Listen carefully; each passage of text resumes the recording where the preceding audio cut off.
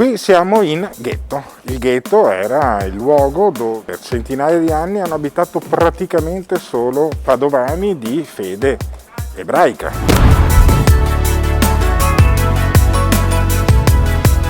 Nel ghetto ci sono un sacco di botteghe, tradizionalmente ci sono un sacco di negozi, andiamo a vederne qualcuno.